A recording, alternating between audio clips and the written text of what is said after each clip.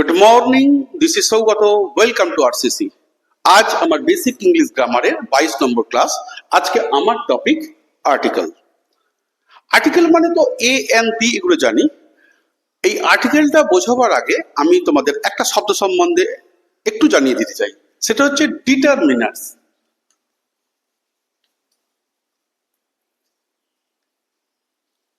এই ডিটারমিনার্সটা কি? ডিটারমিনার্স হচ্ছে একটা ওয়ার্ড, যে ওয়ার্ডগুলো নাউনের ঠিক আগে বসে নাউনটাকে নির্দিষ্টকরণ করবে কিংবা নাউনের পরিমাণ নির্ধারণ করবে। যেমন ইচ, মেনি, এনি, সাম, ওয়ান। এর মানে ওয়ান মানে 1 2 3 4, এগুলো ফার্স্ট সেকেন্ড থার্ড ফোর্থ, এগুলো কেমন বহু আছে। সাম, ইচ, মানে এগুলো সব আছে, বহু আছে। এর মধ্যে যেগুলো আছে সেটাও হচ্ছে এ আছে, এন আছে, আবার দিও আছে। বুঝে গেল? এইগুলো হচ্ছে ডিটারমিনার্স। নাউনের আগে বসবে, নাউনটাকে নির্দিষ্টকরণ করবে কিংবা তার পরিমাণ নির্ধারণ করবে। এই ডিটারমিনার্স এর একটা অংশ হচ্ছে এই যে এ এন্ড দি। আজকে যেটা আমার টপিক, এইটাকে বলছি আমি আর্টিকেল। কেমন? তাহলে বোঝা গেল এটা হচ্ছে একটা ডিটারমিনার্স এর অংশ। এটাকে আমরা শর্ট ফর্মে একটা লিটল অ্যাডজেক্টিভও বলতে পারি। কারণ কি, আমরা বলেছিলাম নাউনের আগে বসে যদি সংখ্যা নির্ধারণ করে, তখন তো পরিমাণ নির্ধারণ করে, তখন তো সেটা অ্যাডজেক্টিভ বলি। তাহলে আমি যদি এটাকে কেউ একটা বলে ফেলে এটা একটা অ্যাডজেক্টিভ, অসুবিধা নাই, এটা অ্যাডজেক্টিভ, লিটল অ্যাডজেক্টিভ বলতেই পারি। বুঝে গেছে? আজকে আমার টপিক এই আর্টিকেল সম্বন্ধে একটু জেনে নেওয়া।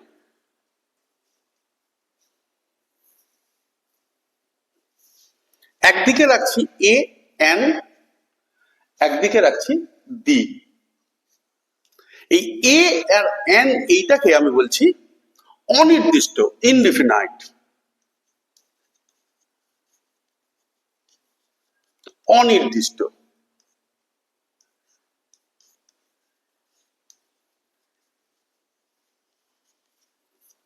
আর এইটা হচ্ছে ডেফিনাইট, নির্দিষ্ট। বুঝতে গেল? এ আর এনটা অনির্দিষ্ট ক্ষেত্রে বসাবো, আর নির্দিষ্ট করে বোঝালে আমি দিটাকে ইউজ করব। কেমন? এইবার এই যে দুটো ব্যবহার করব, এর ব্যবহারের নিয়মটা কি আমরা বাচ্চাবেলাতেও শিখেছিলাম। এখন একবার জেনে নাও। সাধারণ ক্ষেত্রে যে সকল নাউন কনসোনেন্ট দিয়ে শুরু হয়, সেটাকে সিঙ্গুলার বোঝাতে আমরা এ ইউজ করব। সেটা যদি ভাওয়েল দিয়ে শুরু হয়, অ্যান ইউজ করব। কেমন? আমি একটুখানি উদাহরণ সহ দেখিয়ে দিই। যেমন দেখো, বুক, bat, ball, pen,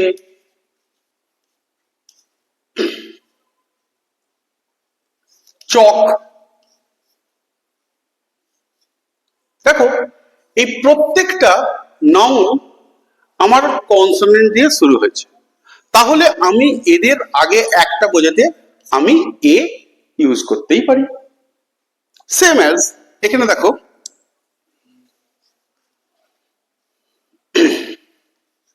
Apple, and, umbrella,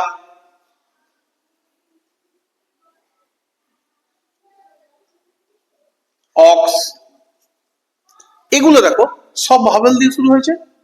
তাহলে এর আগে আমি অ্যান ইউজ করতেই পারি। ভাবেল দিয়ে শুরু হচ্ছে, আমি একটা বোঝাতে অ্যান, কনসোনেন্ট দিয়ে শুরু হচ্ছে এর আগে, সেই জন্য আমি এ ইউজ করলাম। ব্যতিক্রম আছে। ব্যতিক্রম হচ্ছে, এর ব্যতিক্রম কি, আমি দেখবো ভাবেল দিয়ে শুরু হয়েছে, তা সত্ত্বেও কিন্তু আমি ওখানে এ ইউজ করেছি, অ্যান নয়। যেমন আমি দুটো জিনিস তোমাদের বলে রাখছি, ভালো করে মনে রেখে দাও। ব্যতিক্রমটা এখানে লিখে দিচ্ছি।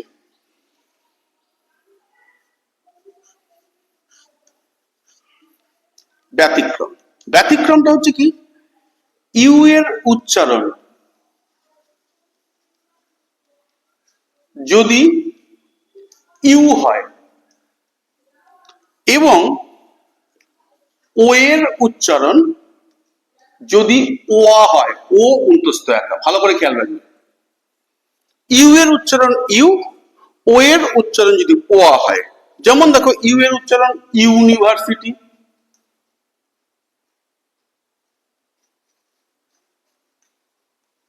ইউনিট, ইউনিক, দেখো সব ইউ এর উচ্চারণ ইউই হচ্ছে, ইউনিভার্সিটি, ইউনিট, ইউনিক। তখন এইগুলোর ক্ষেত্রে কিন্তু আমি বসাবো, এইগুলোর ক্ষেত্রে আমি বসাচ্ছি এ।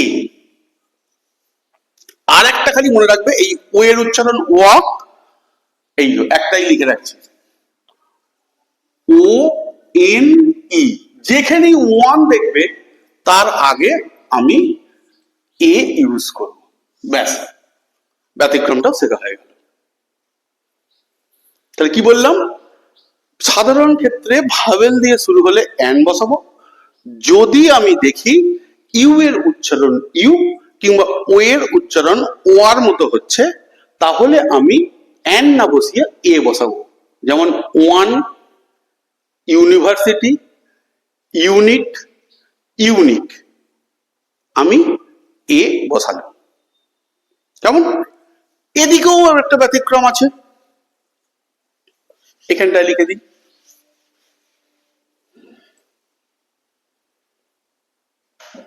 এর ব্যতিক্রমটা কি দেখো,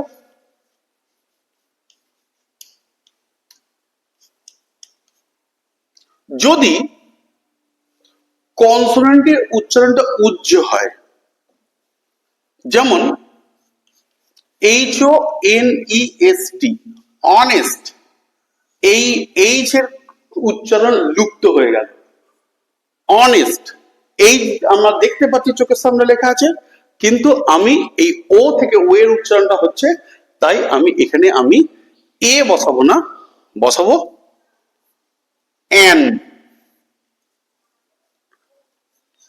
আওয়ার, এইটুকুর উচ্চারণ হচ্ছে, দেখো ও ইউ আর এর এইচ এর উচ্চারণটা হচ্ছে না, তাই এখানে বসালাম এন। বুঝে গেল? তাহলে অনেস্ট, আওয়ার, এইচ থাকা সত্ত্বেও যেহেতু এর উচ্চারণটা হচ্ছে না, উচ্চারণ ও থেকে শুরু হচ্ছে, সেই জন্য আমি এটা এন ইউজ করলাম। দেখে দেখো, আমরা যদি এইভাবে দেখি, বি, বি এগুলো সব তো কনসোনেন্ট, এইচ কনসোনেন্ট, তাহলে বসিয়ে দিই এ, তাহলে কিন্তু ভুল হয়ে যাবে। বুঝে গেল? এইবার চলে আসি ডি এর ব্যাপারটা। ডি এরটা হচ্ছে নির্দিষ্ট, নির্দিষ্ট করে বোঝাতে আমি ডি ইউজ করব। এই যে এতগুলো নাউন দেখলাম, এতগুলো নাউন যদি আমি নির্দিষ্ট করে বলে দিই, পেনটা, বইটা, খাতাটা, ওইটাই বোঝাচ্ছে, তখনই আমি তার আগে ডি ইউজ করে দেবো। দা পেন, দা বুক ইউজ করতেই পারি আমি নির্দিষ্ট করে বোঝাবার জন্য। কেমন? যেমন আমার বইটা পছন্দ হয়েছে, আই লাইক দ্য বুক। কেমন? আমার ছেলেটাকে পছন্দ হয়েছে, ওই একটা পার্টিকুলার ছেলেকে বলছি, I like the boy. D এর ব্যবহারটা আমি পর পর সিরিয়ালি দেখাচ্ছি, একটু লেন্দি হবে কারণ অনেক জায়গায় ডি নির্দিষ্ট করে বোঝায়, আমি সেগুলো পার্টে পার্টে সব একে একে দেখিয়ে যাব এবং জাস্ট দুটো করে উদাহরণ দেবো। যদি এর বেশি দিতে যাই এই ক্লাসটা অনেকটা লেন্দি হয়ে যাবে। কেমন? আমি কোন ক্ষেত্রে বসে আর দুটো করে স্যাম্পল দিতে যাবো। দেখো আমি 1 নম্বর 2 নম্বর করে লিখছি, এই 1 নম্বরে রাখছি নির্দিষ্ট করে বোঝাতে, নির্দিষ্ট বোঝাতে।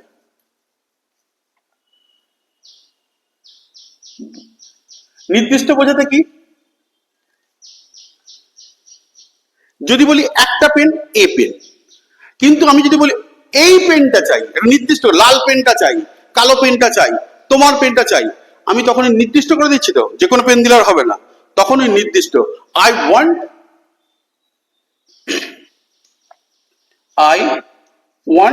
দ্য রেড পেন, লাল পেনটা চাই। আই লাইক দ্য বুক মানে হচ্ছে যে কোনো বই নয়, আমি মনে করো নির্দিষ্ট বলে দিচ্ছি। যেমন আমি বলছি এই আইপিএল খেলা হলো, 19 নম্বর ওভারটা খুব ক্রুসিয়াল ছিল, তখন দ্য 19th ওভার, কারণ 20টা ওভার নিয়ে টি20 হয়েছে, আমি 19 নম্বর ওভারটাকে নির্দিষ্ট করে দিচ্ছি, তার আগে আমি দি ইউজ করব। তাহলে যে কোনো নাউনকে নির্দিষ্ট বোঝাতে আমি দা ইউজটা করে দেব। বুঝে গেল? এখানে দি বুক হতো, I like the book, I like the book, তার মানে একটা নির্দিষ্ট কোনো বইয়ের কথা এখানে বলা হচ্ছে। আই লাইক বুক মানে যে কোনো বই পছন্দ করি, কিন্তু আই লাইক দ্য বুক মানে একটা নির্দিষ্ট কোনো বইয়ের কথা আমি বললাম। 2 নম্বর, জাতি বোঝাতে।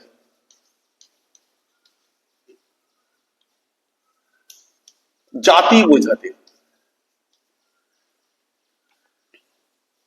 জাতি বোঝাতে কাউ, ডগ, ম্যান, এইরকম সমগ্র জাতি বোঝাতে আমি তখন দি ইউজ করব। দি কাউ, দি ডগ, কুকুর নিয়ে হচ্ছে দি ডগ, এই সমস্ত জাতি ইউজ করতে আমরা এই দি ইউজ করে থাকি। এইবার এখানে একটা কথা তোমাদের বলে দিই, যখন কমন নাউন, দেখো pen, cow, dog, rat, cat, man, এগুলো কমন নাউন, নির্দিষ্ট করে বোঝাচ্ছে না। এই কমন নাউনের ক্ষেত্রে যদি আমি কোনো সেন্টেন্স তৈরি করি উইদাউট এনি আর্টিকেল, সেন্টেন্সটা পুরো রং হয়ে যাবে। যেমন দেখো আমি একটা উদাহরণ দিচ্ছি, কাউ গিভস আস মিল্ক, কি লিখলাম? কাউ সিঙ্গুলার, এর থেকে প্লুরাল তো কাউ থেকে কাউজ হয়, কাউ থেকে তো কাউজ হয়, প্লুরাল হয়। যেহেতু সিঙ্গুলার আমি দেখো ভার্বের সঙ্গে এস বা ইএস যেটা যোগ করতে হয় সে রুলস মেনটেন করেছি। আস মিল্ক, বাক্যটার মধ্যে কোনো ভুল নেই, কিন্তু তা সত্ত্বেও কিন্তু আমার অঙ্ক এটা ভুল হয়ে গেল, এই বাক্যটা সেন্টেন্সটা কেন না, এখানে যখন কমন নাউন ইউজ করব ডেফিনেটলি আমাকে একটা এ তা না হলে দি ইউজ করতেই হবে। যদি আমি না করে থাকি তাহলে সেন্টেন্সটা পুরো কেটে যেত। এখন কিন্তু এখানে যেহেতু আমি দি কিংবা এ ইউজ করে দাও, তাহলে কিন্তু সেন্টেন্সটা রাইট হয়ে যেত। কখনো কোনোদিন কমন নাউনকে সিঙ্গুলার ইউজ করার সময় আর্টিকেল ছাড়া ভাববেই না। আর্টিকেল যদি না দাও তাহলে তোমার বাক্যটা সেন্টেন্সটা কাটা হয়ে যাবে। পরেরটায় আসি,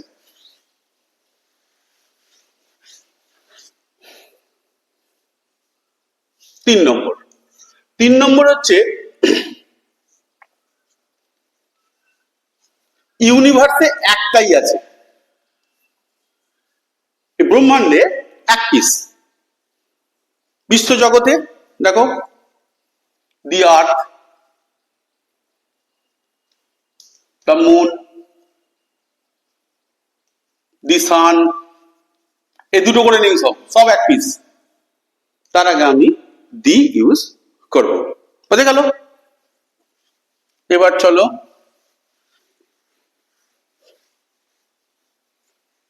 5 নম্বর।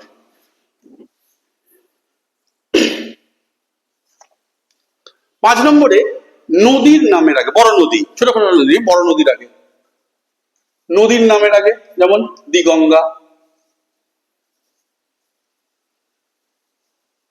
দি যমুনা,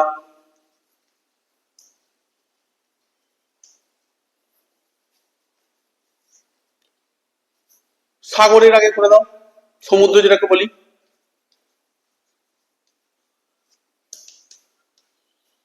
দ্য বে of Bengal.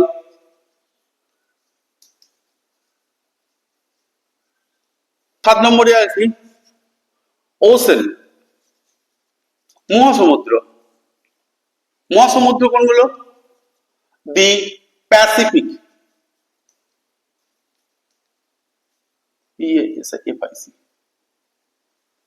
The Indian ocean, এখানে ধরবেন নিচে লিখছি,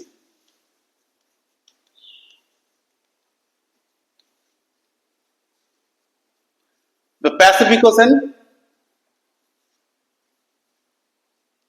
ইন্ডিয়ান ওশেন, আটলান্টিক, এগুলো সবার আগে আমি দি ইউজ করব। তাহলে কি হলো, নদীর আগে, সমুদ্রের আগে, মহাসমুদ্রের আগে। তারপর দেখো, আমি যখন দ্বীপপুঞ্জ হয়,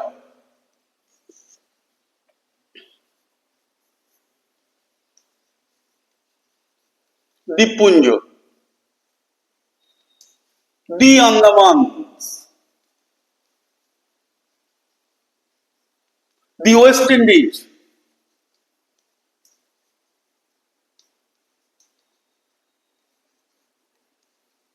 কেমন? দ্বীপপুঞ্জের আগে আমি দি ইউজ করব।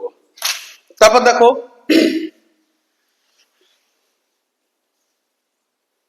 8 নম্বর,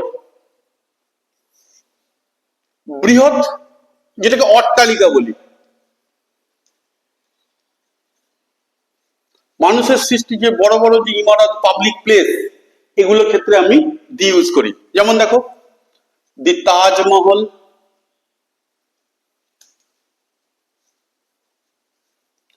দি তাজ, আরবে যেটা আছে, এই আরব বলছি, এই আমাদের মুম্বাইয়ের হোটেলটা দি তাজ, তাজমহল, দ্য রেড ফোর্ট, কেমন? প্লেন, প্লেনের নামের আগে কিন্তু আমি দি ইউজ করব।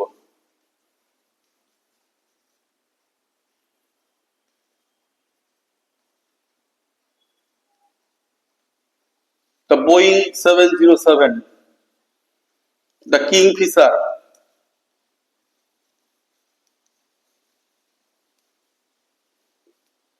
প্লেনের নামের আগে।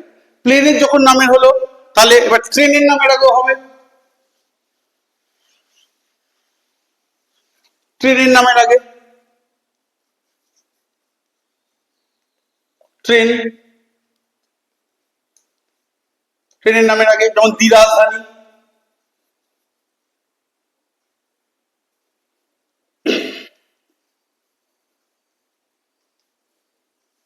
দি শতাব্দী,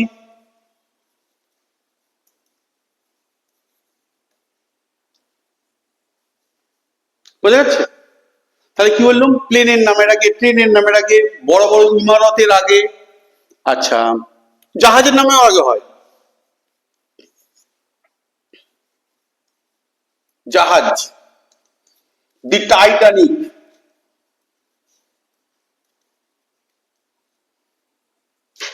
টাইটানিক, দি, সেই যেটা হয়েছিল আমাদের, সিপাহী বিদ্রোহ শুরু হয়েছিল, সিপাহী বিদ্রোহ নয়, আমাদের নৌ বিদ্রোহ, দি তলোয়ার,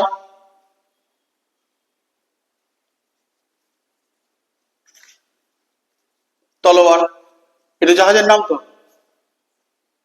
তাহলে টাইটানিক, তলোয়ার, এই জাহাজের নামের আগে আমি দি বসাবো। কেমন?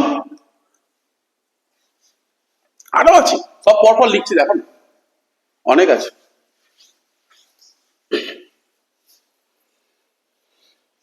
এবার লিখছি মহাকাব্যের আগে, মহাকাব্য, তার আগে হবে দি রামায়ণ,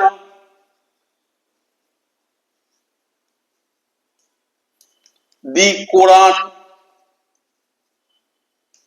দি বাইবেল, বোঝা যাচ্ছে?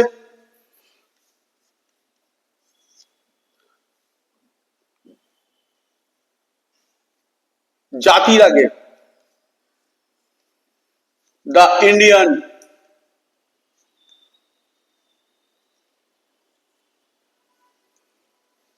দ্য ইংলিশ,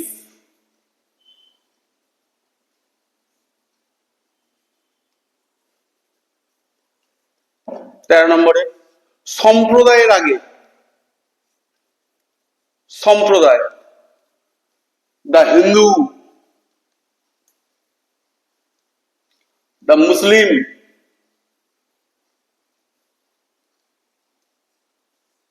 হয়েছে? আচ্ছা, এবার লিখছি পত্রিকা, খবরের কাগজ, পত্রিকা, তাদের আগে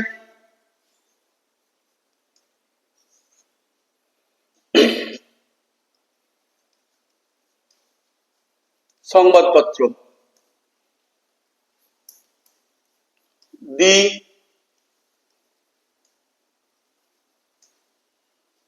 স্টেটসম্যান, দি আনন্দবাজার,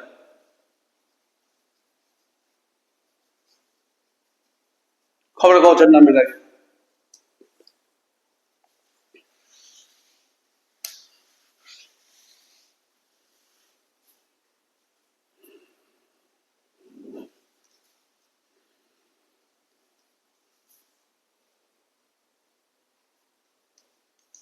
পর্বতমালা,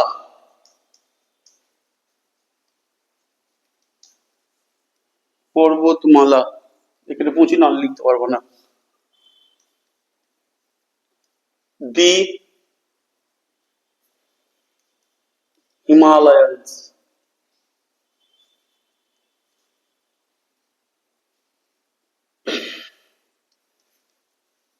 দি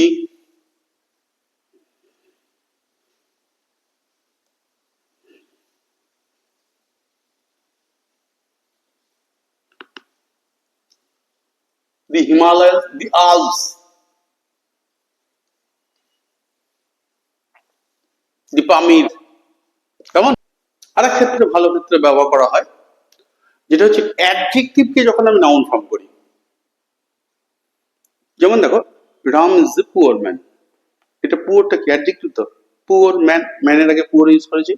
ওই পুয়ারটাকে যখন আমি নাউন ফর্ম করব, যেমন আগে লিখছি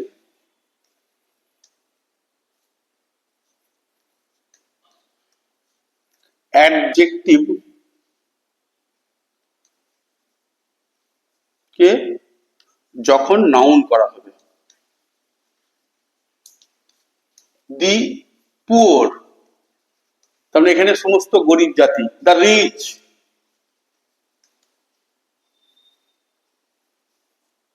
রিচ পুয়ার দুটোই কিন্তু দেখো অ্যাডজেক্টিভ। এগুলোকে যখন আমি সাবজেক্ট হিসেবে নাউন হিসেবে ব্যবহার করছি, তখন আমি the pure, the rich use করছি। কেমন? এছাড়া আর একটা ব্যবহার করি, যখন একটা নাউন প্রথমে ইউজ করেছি বাক্য মধ্যে, তারপরে আবার সেটাকে যখন উল্লেখ করব, তখন কিন্তু আর ওই এ আর্টিকেল কিংবা অ্যান আর্টিকেল হবে না, তখন দি ইউজ হবে। আমি উদাহরণ দেখিয়ে দিচ্ছি, দেখো লাস্ট নম্বর বলে দিই, 16 নম্বরে,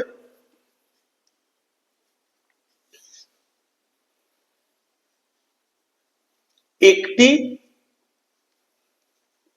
নাউনকে যখন দ্বিতীয়বার উল্লেখ করা হয়,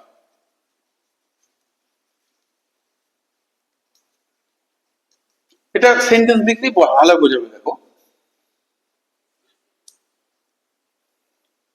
আই হ্যাভ এ পেন, তার পরের বাক্য হচ্ছে দেখো, the pen is nice. I have a pen, পেনটা প্রথমে এ ইউজ করলাম, এইবার এই পেনটা সম্বন্ধে যখন দ্বিতীয় বাক্য চলে এলো, তখন আমি দেখো দি ইউজ করলাম দ্বিতীয় সেন্টেন্স সাথে। তাহলে কি বললাম, নাউনকে যখন দ্বিতীয়বার ইউজ করব, উল্লেখ করব, তখন সেটা এ আর লিখবো না, তখন এই দি ইউজ করব। তাহলে বোঝা গেল, এই এতগুলো ক্ষেত্রে আমি দি এর ইউজ করব। এই ছিল পুরো আমার দি এর ব্যবহারগুলো, শর্ট করে দেখিয়ে দিলাম দুটো একটা ব্যবহার উদাহরণ দিয়ে। প্রচন্ড ইম্পর্টেন্ট 6-7 পর্যন্ত এগুলো আর্টিকেল বারবার আসে, মাধ্যমিক পর্যন্ত আসে, কিন্তু এইগুলো পরীক্ষায় ম্যান্ডেটরি করে দিয়েছে বলতে গেলে 7 পর্যন্ত। ভালো করে শিখে নাও, যদি ভালো লেগে থাকে তাহলে সঙ্গে থেকো। আজকের মধ্যে এইটুকুই, বাই। আর যদি সাবস্ক্রাইব করে নাও, তাহলে আগের ক্লাসগুলোকেও দেখতে পাবে, ভালো করে শিখতে পারবে। বাই।